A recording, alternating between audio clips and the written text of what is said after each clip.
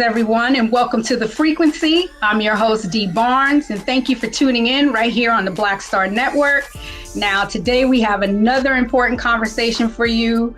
It's sensitive matters, but it's a necessary discussion we're about to have, and it's about the erasure of women, especially when they have their contributions erased due to some traumatic event. All of a sudden, that traumatic event becomes the lightning rod for everything that they're about, which is not the case. Today, my special guest, I've been dying to have this sister on. She's one of my favorite people. She's an inspiration to me, actually. She's a former A&R director, and she's behind some of the most iconic music collabs you have heard. You know her work. You might not be familiar with her, but you know her work. And we're going to get into her whole history because I really wanted to platform her and discuss her legacy, because it seems like women always have to defend their legacy, especially in any industry, basically. But in particular, we're talking about the music industry. And trigger warning for everyone, we're going to get into some sensitive topics. So I just want everybody to be aware, because we will be dealing with things of rape culture in particular. So I got to bring in my sis. Thank you so much for your time, Drew Dixon. Thank you for having me, Dee. Yes. I'll see you right back.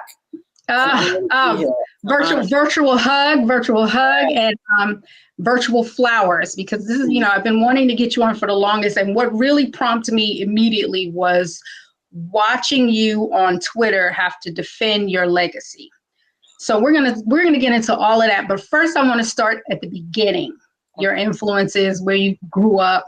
Let's start there, because I do know you're from DC, and let me tell you, between go-go music and Bad Brains, I need to know. So tell me. Yes. Tell me first of all, just thank you for having me. Thank you for everything you do and everything you have done. Oh, it's an honor. It's an honor, really. It's an honor. It's an honor for me. Long before I even started answering phones, Jive Records, I was watching Pump It Up. So it's really an honor to be here with you. Amazing. I am from DC. I lived there for the first 17 years of my life. My parents also native Washingtonians. My mom actually was the first Black female mayor of a major city. She was the mayor of Washington, DC from 1991 to 1995. I went to Stanford. I decided I wanted to go west, try something different, push myself outside of my comfort zone. And it was an amazing experience. I don't think I would have chosen a career making rap records if I hadn't gone to a school that really cultivated and encouraged innovation and risk-taking. Stanford, where I was Black Student Union representative to student government.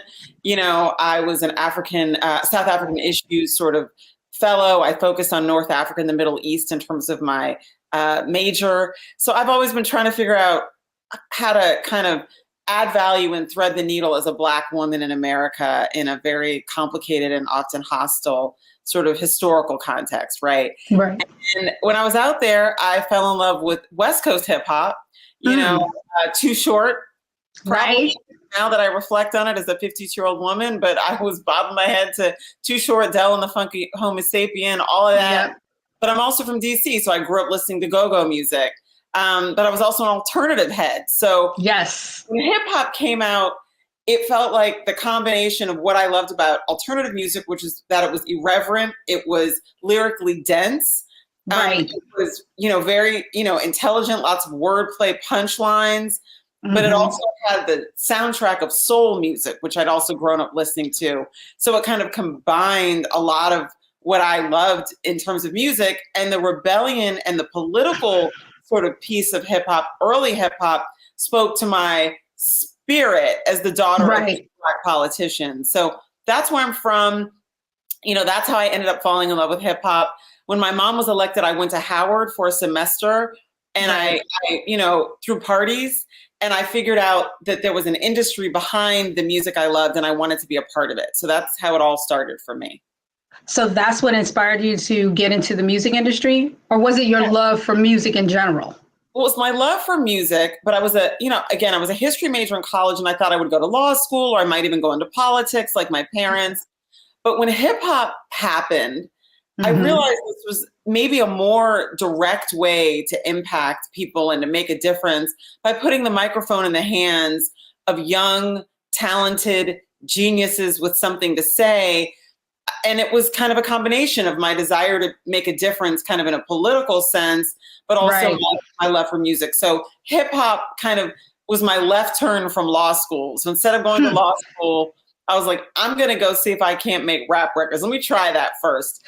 So it's interesting that you said young, talented genius, because that's how I view you coming into the industry and thinking about all your accomplishments. A young, talented genius with confidence, like sheer confidence and sheer will and drive. And that's something I feel too, that women, when we first step into it, we're, into whatever the calling is for us, we're present in the moment. We're a driving force for ourselves, and we have no fear. We're fearless. You know what I mean? And fear. But I did. Right. Because we do it for the love. I did it for love.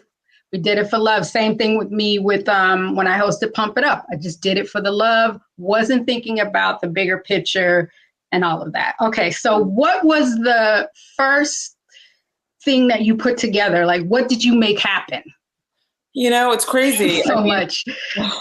I answered phones for 18 months at a couple different companies, Jive Records, Warner Brothers Records, and then Empire Artist Management, where I worked with Premiere and Gangstar as a receptionist. Wow.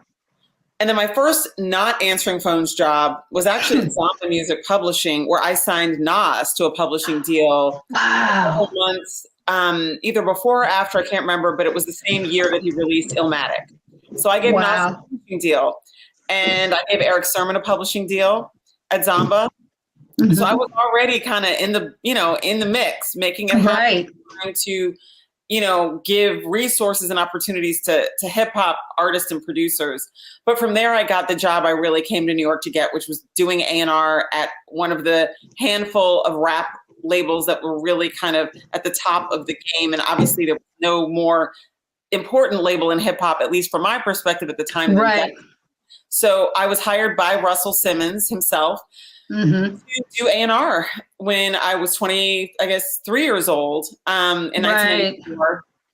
And one of the first jobs I was given to do was to type credits, not just type the credits, but to sort of double check work on Method Man's album To Cal, to make sure that all the stack of papers that I had matched the credits and the samples that were cleared, and everything was lined up, and you would just sort of put it in a big rubber band and send it up to Polygram. So that was my job, which was, not really what I was supposed to do. I was technically hired to sort of make records, but I was like, look, I'm just happy to be in the building. I'm happy to be doing A&R something, even if it's A&R. Right. So I was sitting there in my office with one working speaker, no window. No way. And I was listening to the Method Man album and checking the paperwork, and there were these interludes that I realize now in this Twitter battle that I just had aren't on the album anymore. So in the original track listing, Shorty, I'm there for you anytime you need me, for real, and your girl believe me, that was just an interlude. It's not an interlude now. They went back and they added a song called All I Need. That did not exist. Okay. So the idea that all I did was add Mary J. Blige, let me not get ahead of myself, is fiction. What is true is that there was just an interlude. There was no song called All I Need. There was no music behind Shorty, I'm there for you anytime you need me, for real, girl, it's me and your world, believe me. That was just an interlude.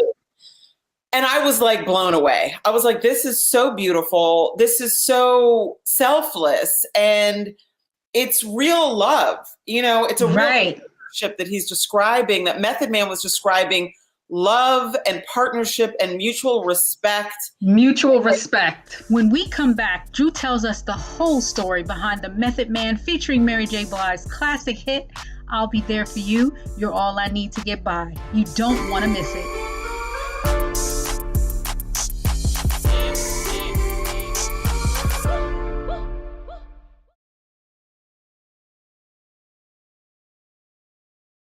President Biden has delivered for Black America. More funding for Black entrepreneurs. Millions of new good-paying jobs. He's lowering the cost of medications and the cost of living. Joe Biden is delivering for us, and that's the facts. When you talk about blackness and what happens in black culture, we're about covering these things that matter to us, speaking to our issues and concerns. This is a genuine people-powered movement. There's a lot of stuff that we're not getting. You get it, and you spread the word. We wish to plead our own cause. Too long have others spoken for us. We cannot tell our own story if we can't pay for it. This is about covering us. Invest in black-owned media. Your dollars matter. We don't have to keep asking them to cover our stuff. So please support us in what we do, folks. We want to hit 2,000 people, $50 this month, raise $100,000. We're behind 100,000, so we want to hit that. Y'all money makes this possible. Checks and money orders go to P.O. Box 57196, Washington, D.C. 20037-0196. The Cash App is $RM Unfiltered. PayPal is R Martin Unfiltered. Venmo is RM Unfiltered. Zelle is Roland at RolandSMartin.com.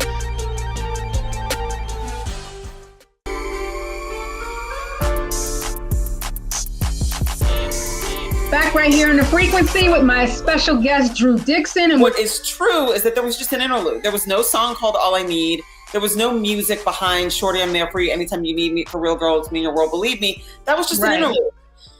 And I was like blown away. I was like, this is so beautiful. This is so selfless. And it's real love. You know, it's a real relationship that he's describing, that Method Man was describing.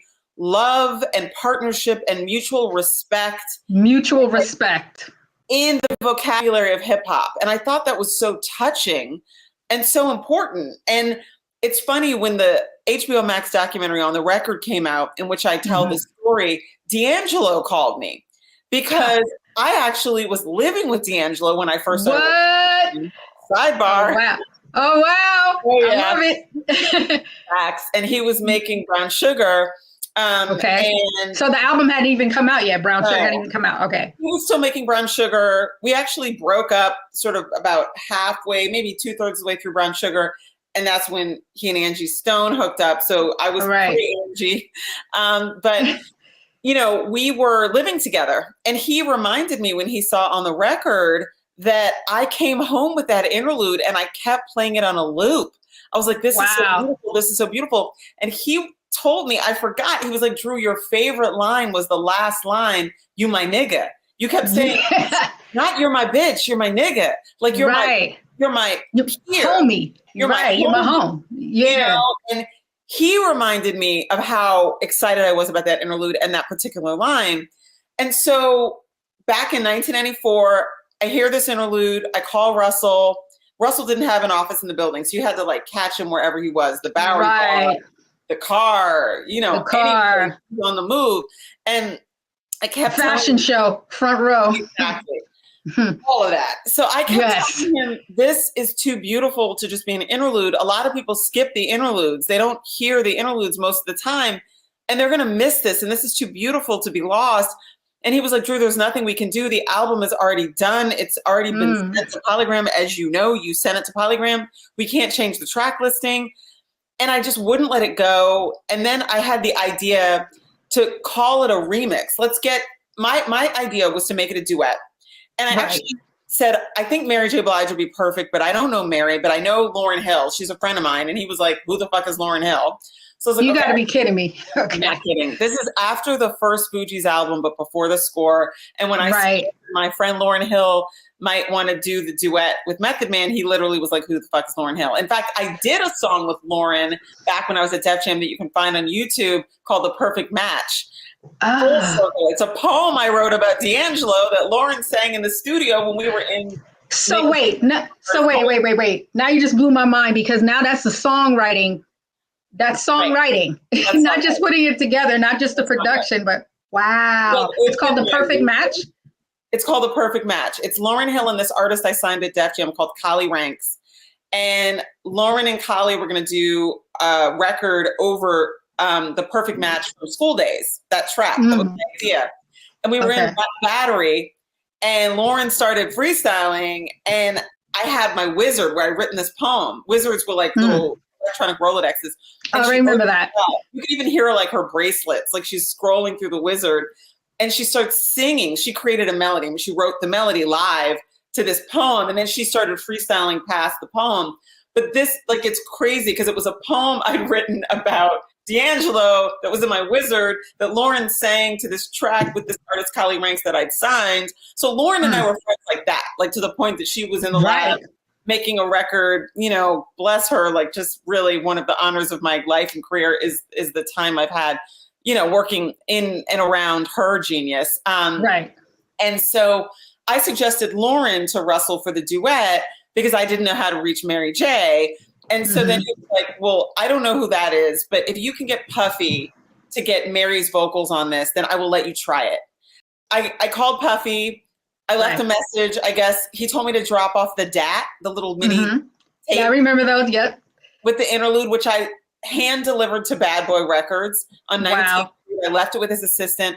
And by the time I got back to my desk, Puffy had left me a voice message on my answering machine saying, Drew, this is incredible. I love this. You're right. I can call Mary, but here's my idea. So it was his idea to cover the Tammy Terrell Marvin Gaye song, You're All I Need to Get By. I called Puffy. He asked me to sing the Tammy Terrell part. He did the children's story beat. And he was like, this is my idea. Book Hit Factory, Studio A.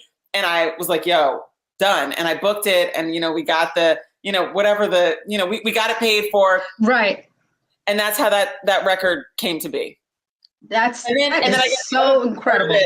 Is then I was so excited about it. Wait. I want to hear the other part. I want to take a quick break. I'm going to take a quick break because this is amazing, especially you songwriting. That just blew my mind. We'll be back, you guys, on The Frequency right here on the Black Star Network.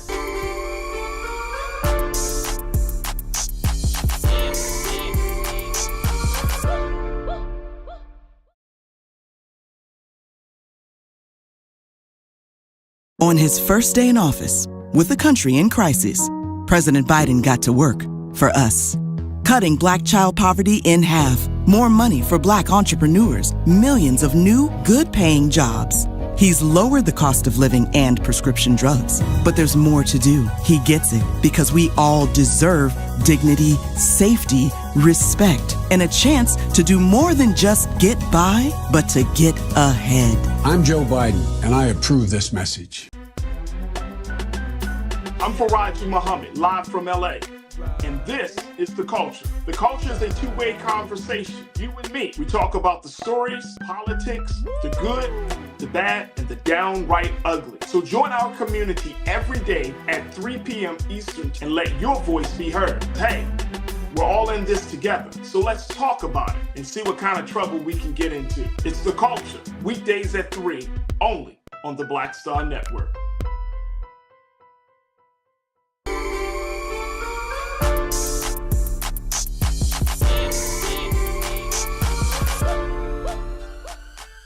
Back right here on The Frequency with my special guest, Drew Dixon, and we're getting into the myth, the legendary myth of how You're All I Need.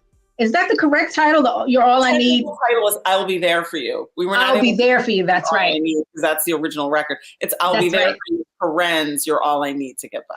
And see, you know, me calling it You're All I Need. And that, I'm telling you, when I first heard that, that was just like, I felt the same way. Like, yo, this is like special. Beautiful. You know what I mean? He's talking about me. You know, first of all, it's Method Man. So who's not going to love that? It's Mary J. Blige. Who's not going to love that? And the fact that you were so young and so aware consciously of thinking about how to put this together. And I know it couldn't have been easy for you because number one, being a woman and trying to present that idea. I mean, did you get any pushback or, you know? It took me like a month to get them to let me even try the idea. Russell told me no when I first played the interlude and said, this has to be a song. It should be a duet with Mary J. Blige. He was like, no. It's too late, Drew. It is a no. And I couldn't let it go. And I kept playing it at home. And I was like, I can't let this idea go. It's too special. And I just wouldn't back down. And finally, I came up with the idea because I was told it was too late to put it on the album track listing. Right. Said, what if we call it a remix and put it on the B-side of whatever the next single is? Then at least I can make it and it can get out in the world. And it doesn't have to be the album. We'll just call it a remix. And it was like a remix of what? I'm like, I don't know. Don't worry about that part. And so that's when I called Puffy. Puffy recorded Mary's vocals. Puffy had the idea for her to sing the Tammy Terrell part of the Marvin Gaye duet, You're All I Need to Get By. Puffy put Children's Story under it. And then I was told, wait, we actually can't release this without RZA's permission because Method Man signed through RZA's production company. So then RZA heard it and said, okay, bet. Well, actually, that's not even what happened. Before RZA heard it, I had to sort of get the reels with just Mary's vocals without the track and bring him back to Def Jam. Leor played that for RZA and said it was just vocals. It wasn't a track. And then actually I would run back and forth every day for like a week, maybe more, between the Hit Factory where Puffy was working and Chung King, the old Chung King and the old Hit Factory. And I would have to rewind the reels after Puffy sessions, which were generally at night because he was at Bad Boy during the day. RZA worked during the day usually. And so I would rewind the reels so that we could give them to RZA without him knowing at first that Puffy was actually not just making, recording the vocals on Mary, but he was producing record. So the records were really kind of made at the same time with RZA initially only knowing it was Mary's vocals that Puffy was cutting.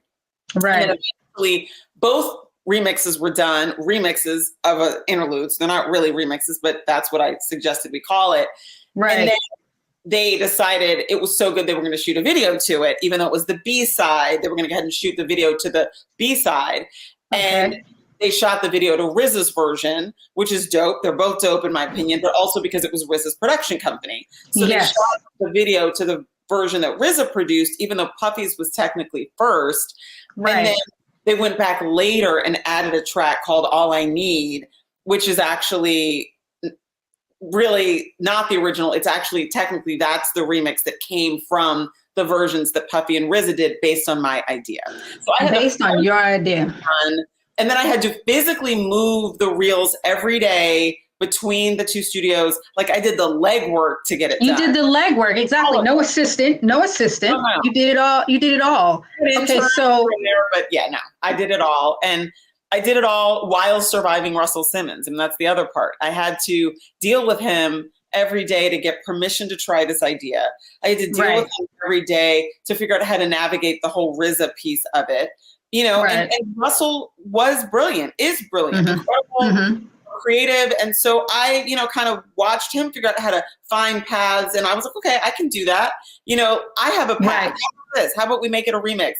But I had to deal with him. He was harassing me. So I had to harassing you because this was your boss. Yes. And he was the one also that hired you. He hired me and he was the only one who was listening to me and giving me shots to try my ideas. So I had to be around him enough to get the opportunity to take this interlude and turn it into the record that we all love now. But I had to do it while avoiding being alone with him, Right. I'd bring my friends or I would meet him in the restaurant or try to be around him in situations where I could get his attention. I could get him to focus, which really often was in person. That was the best version of him I was going to get in terms of him listening carefully to what I was saying. But also not being alone in any setting where I would feel like he would be even more appropriate than he had been verbally. So I was dodging those bullets, but pushing this idea. That's why it's so maddening when people try to suggest that this idea somehow was not mine. It was my idea. I fought for it. Exactly. While being harassed, and I physically moved the reels and suggested it be called a remix. I mean, all of it. And all of that. And then did you get your credit? I didn't get an A&R credit. I mean, a lot of people think I should have a producer credit because it was my idea. You should. That's what I was thinking. I have no credit. In the wiki, I'm not mentioned. There's a wiki for the song, and I'm not even mentioned. Until On the Record came out in 2020. This story was not even known. I mean, I would hear this story in Urban Outfitters with my kids, and I would be like, I helped, I'm the reason the song. They're like, Mom, stop. We're tired of stories. You don't even have any money. Girl, shut up. So I'm not Mom, stop. And so, what's painful for me is that I was driven out of the industry by harassment and assault. And not only did I lose the career and the livelihood that I worked so hard to build for myself from the very bottom answering phones, I also was erased from the entire story. There were records that were coming all the time. Maria, My Love Is Your Love, A Rose Is Still a Rose. I signed Q-Tip to a solo deal when he put out Vibrant Thing. I signed Brand Nubian to a Reunion album. I mean, I could go on, and I was erased. You know, I A&R'd The Boy Is Mine. I A&R'd It's Not Right, But It's Okay. You know, and I was just completely erased from the story of all of these records that I helped to make, largely by connecting people from my world, which is hip hop, to Clive Davis's world when I started working at Arista, so that these hip hop producers could work with major pop stars. And I was erased. I mean, my trauma was forgotten by everyone but me. My triumphs were forgotten by everyone but me. And it's been really painful to carry that and to just be so small because someone else did. Exactly. And I absolutely, first of all, I want to say I'm so sorry that, you even had to go through that. Women deal with that all the time, being harassed at work. My situation was similar, not so much harassed at work, but harassed on the job by artists, all the time, not taking me seriously. And then, and I tried to like cover up, wearing the most baggiest clothes ever, cutting my hair, just like trying to make myself look less feminine because I didn't want them to be distracted by that and focus on, what was happening. And none of that worked. I mean, they still saw a woman, they still saw something that they wanted to dominate. And I feel like that happens a lot where our legacies get erased and replaced by the trauma. And all of a sudden we become known for that thing. I take my story, for example, hosting the show Pump It Up, having the incident with Dre. No one talks about the show. They only talk about me in reference to that incident, which is why I want to, it's so unfair. And we're going to really break that down. I want to. It's a whole separate trauma. It's a separate trauma. What happens to our career and the erasure of our talent and contribution is its own trauma in its own bucket. Right. There's the rape by Russell Simmons. There's the harassment I experienced later at Arista, which drove me from the music industry completely. But then there's the erasure of my contribution and the fact that I was their peer in terms of my ability. That's a trauma unto itself. Right. Right. How did you manage that? How did you deal with it? I thought I was dealing with it. And then I look back and I'm healing and I'm realizing that I was just sort of sleepwalking. I left the industry. I went to business school. I got married. I had 2 kids. I came back briefly and ran John Legend's label. And actually during that 2-year period, I had the idea to call Kanye West and put him on American Boy.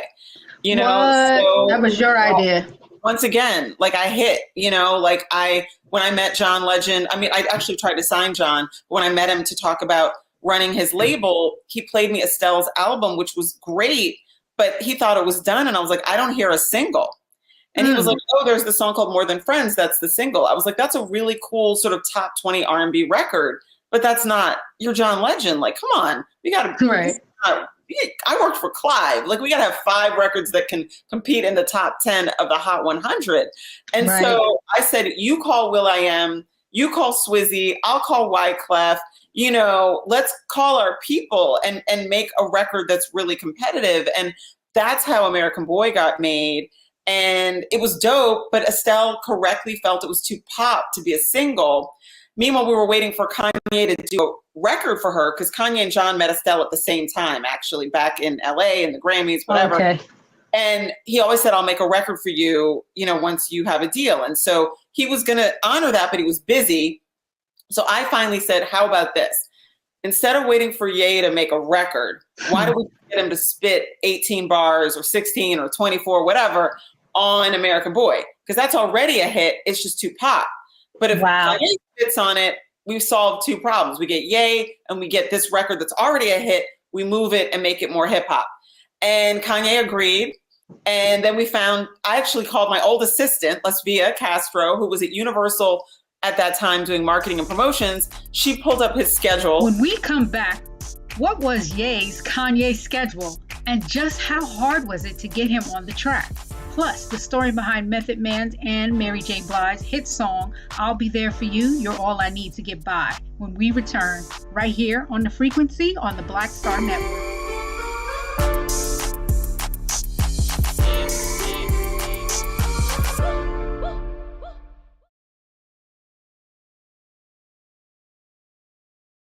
President Biden has delivered for Black America.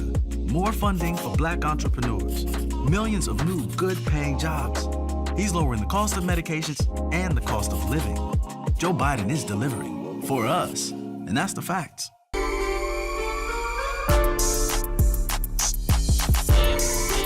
Back right here in The Frequency with my special guest, Drew Dixon. I went to business school. I got married. I had 2 kids.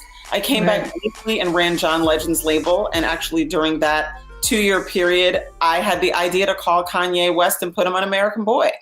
You know, so, that was your idea. Once again, like I hit, you know, like when I met John Legend, I mean, I actually tried to sign John. When I met him to talk about running his label, he played me Estelle's album, which was great. But he thought it was done. And I was like, I don't hear a single. And he was like, oh, there's the song called More Than Friends. That's the single. I was like, that's a really cool sort of top 20 R&B record. But that's not your John Legend. Like, come on. We got to. Right. I worked for Clive. Like, we got to have 5 records that can compete in the top 10 of the Hot 100. And so I said, you call will.i.am, you call Swizzy, I'll call Wyclef. You know, let's call our people and make a record that's really competitive. And that's how American Boy got made. And it was dope, but Estelle correctly felt it was too pop to be a single. Meanwhile, we were waiting for Kanye to do a record for her because Kanye and John met Estelle at the same time, actually, back in LA and the Grammys, whatever. Okay. And he always said, I'll make a record for you, you know, once you have a deal. And so he was going to honor that, but he was busy. So I finally said, how about this?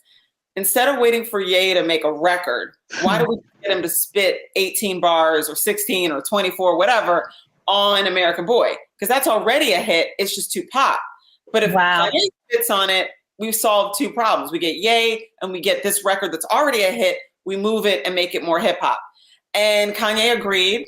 And then I actually called my old assistant, Lesvia Castro, who was at Universal at that time doing marketing and promotions. She pulled up his schedule and said he's going to be on the ground in New York City for 48 hours or 36 hours on this date.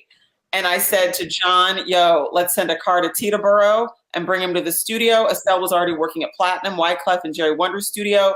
So we brought Ye into Platinum and he came in and he dropped 48 bars on American Boy. Bananas. So we had to break it into 2 pieces. Serge Sai mixed it, killed it, won a Grammy for it. I didn't get anything for that either. You didn't get anything. Did you get credit? I have co-executive producer credit for the album. But again, like, you know. But you still should, right. And you still should have a Grammy.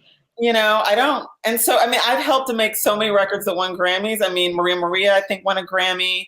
You know, Wyclef called me and gave me that record. You know, that I'm not even, you know, I just, you know, I did A&R. I put the record on Carlos, you know, but in records where I really contributed, I made like a significant creative contribution. Like, let's make this an entire record in the case of the Mary Matt duet, or let's put Kanye on this record.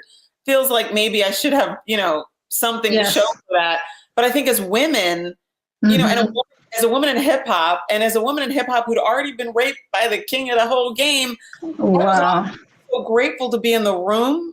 I was so grateful to be able to get my ideas made. By the time I was involved in American Boy with Estelle and John and Kanye, I'd been driven out of the industry by harassment, and just a very, very, very negative experience that I had at the end of my career. And I'd also already been assaulted by the king of hip hop. So at this point, you know, I'm a stay-at-home mom who's like come out of retirement to work for John Legend. And I'm just happy once again to be making records. I don't have the confidence, you know, because I'm so broken by the stuff that's happened to me to say, wait a minute, like I also should be credited here, right? And so the trauma takes a toll because it just made me smaller. So I continue to do what I loved because I just, you know, I can't not make records. I love making records and I'm good at it, but excellent at it. Not able, because of the trauma and because of the way I was so minimized as a woman and sexualized and objectified, that I didn't have the confidence to push for the idea and then to push for myself to get credit for the idea. And I think that happens to women in a lot of industries where absolutely down. And so we contribute, but we don't fight for ourselves. Right. And that was the end of my career. I really kind of disappeared from the industry after American Boy. You know, it was hard for me because I had to run into men who had been abusive it was very hard for me to be around them. Actually, the whole Atlantic Records staff, which was the parent company for John Legend's label, were all the old Def Jam staff. So it was Julie Greenwald, it was Lear Cohen, it was Kevin Lyle, it was Mike Kaiser. It was so traumatic to be around them again, act like it was all good. Because they all knew what had happened to me at Def Jam. And it was like, you know, very painful to have to just sort of, you know, be cool with them because I wanted them to support Estelle. Right. But, like, make myself small in order to do that. So I just became a stay-at-home mom. I worked on a few entrepreneurial ventures, not in music, hair, this and that. And it wasn't until Me Too, to be honest with you, that I started to talk about what happened to me. And then I started to talk about what I contributed to this industry and to this culture and to hip hop. If it hadn't been Me Too, I would have taken my triumphs and my trauma to my grave. And I would have just been like a shadow of myself for the rest of my life. And I'm just so grateful that I kind of was awakened from my trance by saying so. You know what? Let's take a break and we're going to come back. We're going to get into the whole Me Too movement. And I want to talk more about the documentary where you talk about, you know, your trauma specifically on the record. We'll be back right here on The Frequency on the Black Star Network.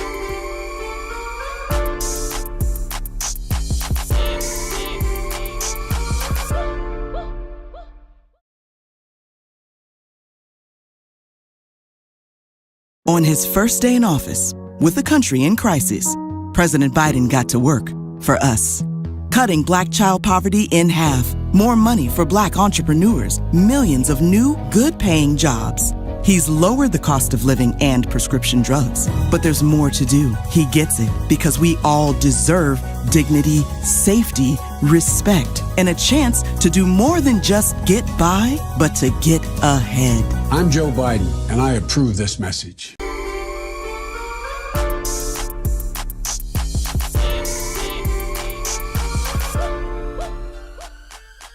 All right, back right here on The Frequency with my guest, Drew Dixon. And we were just getting into, I just want to piggyback on what you said about your trauma making you small and walking away.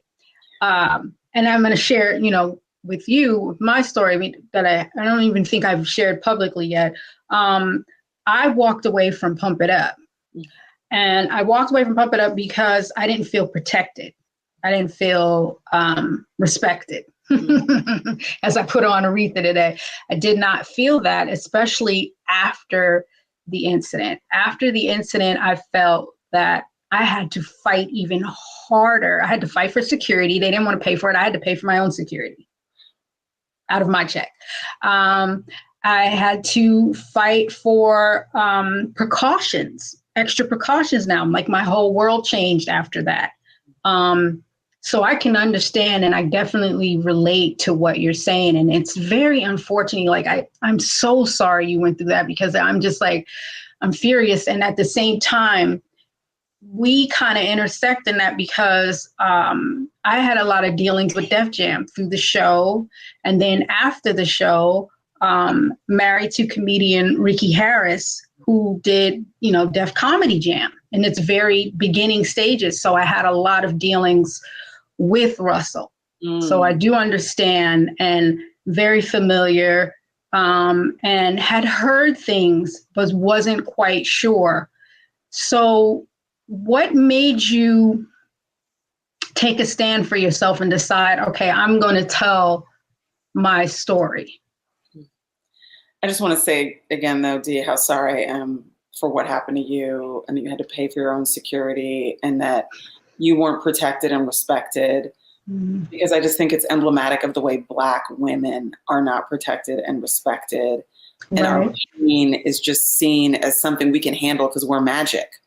And we're not magic. We bleed real blood. We cry real tears. Real tears. And absolutely. And we feel deeply. And I mean, especially to creative people like us, we feel very, very deeply. I mean, I do consider myself an empath, and you feel all of that type of energy. Yes. And there's just no sense of horror even when these things happen to us. I mean, even with Megan Thee Stallion, it's like, where is the shock and the outrage? But I could talk about that for a whole entire hour and a half. Mm-hmm. Well, we got it. Let's do it. Let's do it. So, in answer to your question about what made me come forward, right. I had no intention of being part of the Me Too movement. I was really happy that the women who had come forward about Harvey Weinstein were being believed. I thought that was surprising, but refreshing as a woman who was a survivor of sexual violence. But I also thought that it was specific to these women who were white movie stars, and that because society could identify with them because they were, they checked all of the boxes of sort of the damsel in distress. That even though, which is upsetting to me, not to cut you off, it's upsetting because the movement was started by a Black woman, Tarana Burke, for Black women and marginalized women, people, you know, women of color, for their trauma in particular. To see it, go ahead. Went to the, I mean, so it's complicated because yes, Tarana absolutely started Me Too to help Black women and girls and Black, you know, survivors, period, heal. But of course, the headlines that dominated the news were, you know, the ones about women that were more identifiable as like main characters in American society because they were white movie stars or white actresses who could have been or should have been movie stars. And I don't want to take anything away from the courage of those women because Harvey was a giant. And I mean, hanging out with, you know, Bill Clinton and Hillary Clinton and everybody else. So that's very brave to call him out and to put your name and face on the line to do that. And frankly, if they weren't white women, if they didn't have that degree of glamour, I don't think the Me Too movement would have gotten the attention that it got.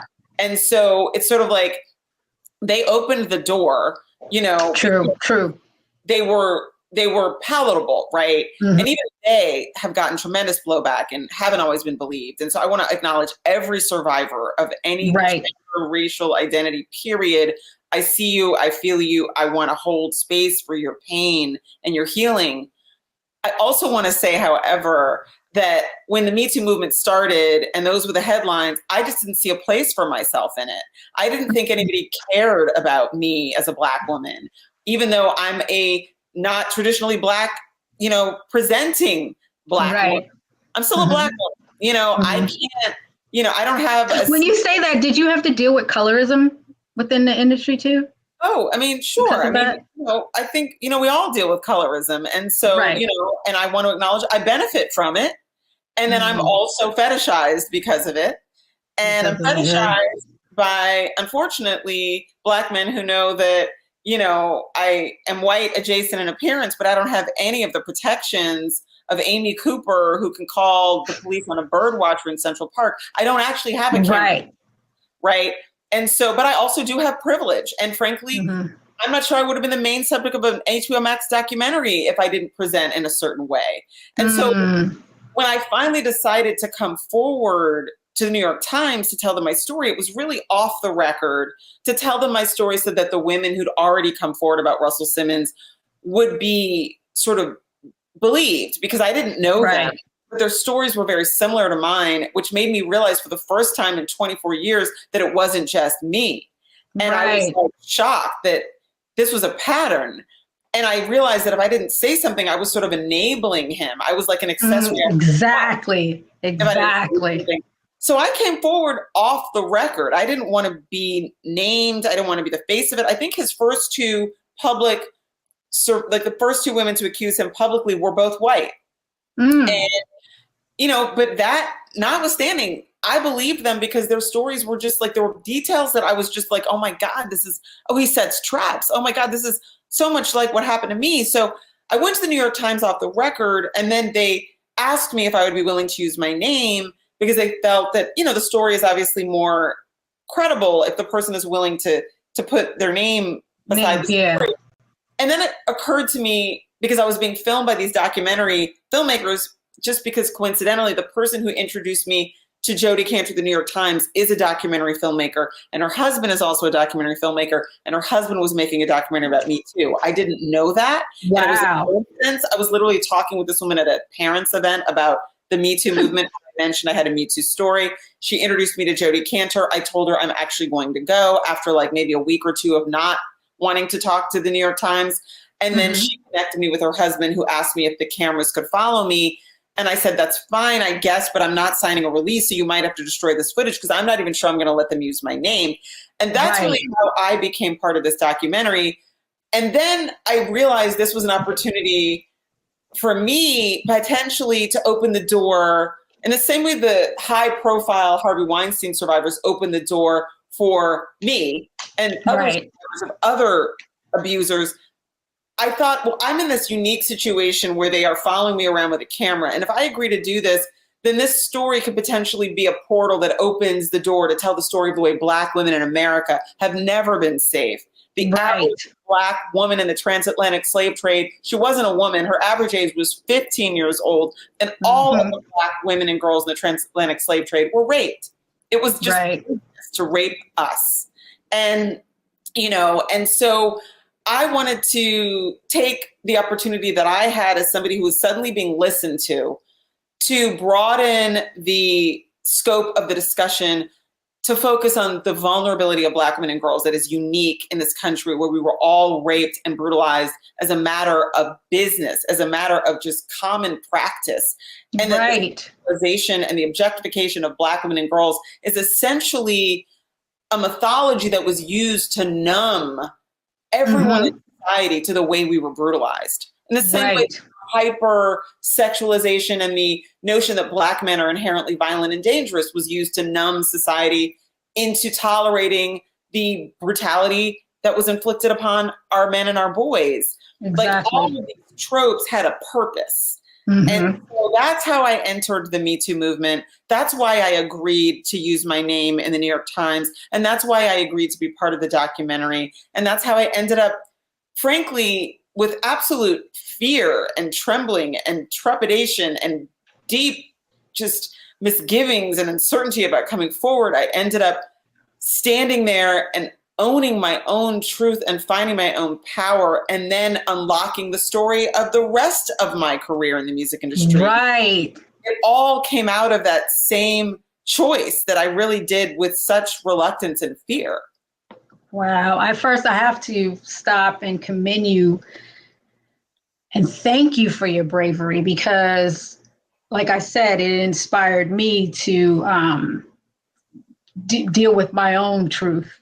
And I'm sure it inspired, you know, countless women, because I think that that's what we need sometimes, just one person to be courageous, and then we feel empowered. And I think that that's what the Me Too movement, you know, in all of its good, bad, and ugly was about. For me in particular, everything happened pre this Me Too movement. And, you know, I was young and, you know, fearless and righteous. And I was just like, this has got to stop. I mean, the same thing for me. I felt like I had to say something because I knew I wasn't the only victim of Andre Young's violence, but which is, you know, Andre Young, Dr. Dre. But I knew at the same time that if I didn't say something, because no one had pressed charges before. And so I felt like I had to, you know, take a step forward. And just like you doing that, and in the midst of it, you were doing it just because, you know, you were part of that article, but at the same time, you had no idea that you were like becoming the face of it, or the leader, so to speak. And I just want to thank you for your courage and your voice, because it was so important. And you are seen. You are being heard, and you are so loved. You know, from the countless women that I've talked to, we have nothing but the absolute respect for you, Drew. And, you know, thank you for coming forward like that. I mean, I know it took a lot. Next time on The Frequency, we finish our incredible interview with Drew Dixon. She gives us the details behind the HBO documentary that shed light on the alleged sexual assault by Russell Simmons, and tells us what's in her future. That's next on The Frequency on the Black Star Network.